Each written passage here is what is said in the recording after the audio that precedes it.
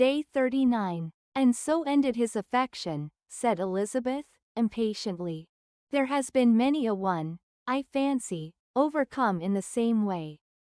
I wonder who first discovered the efficacy of poetry in driving away love. I have been used to consider poetry as the food of love, said Darcy.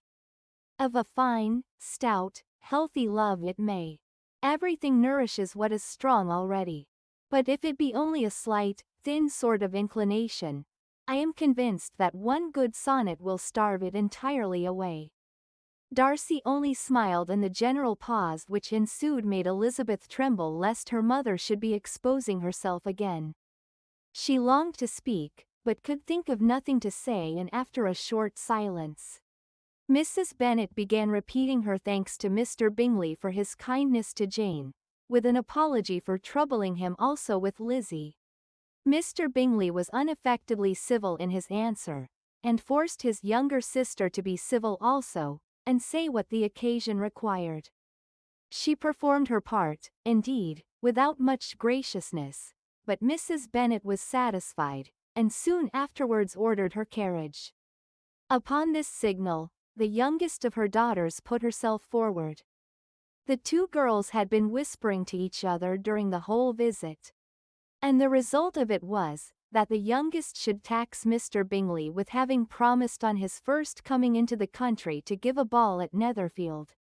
Lydia was a stout, well-grown girl of 15, with a fine complexion and good-humoured countenance. A favourite with her mother, whose affection had brought her into public at an early age. She had high animal spirits, and a sort of natural self-consequence, which the attentions of the officers, to whom her uncle's good dinners and her own easy manners recommended her, had increased into assurance. She was very equal, therefore, to address Mr. Bingley on the subject of the ball, and abruptly reminded him of his promise, adding, that it would be the most shameful thing in the world if he did not keep it. His answer to this sudden attack was delightful to her mother's ear. I am perfectly ready, I assure you, to keep my engagement, and, when your sister is recovered, you shall, if you please, name the very day of the ball. But you would not wish to be dancing while she is ill?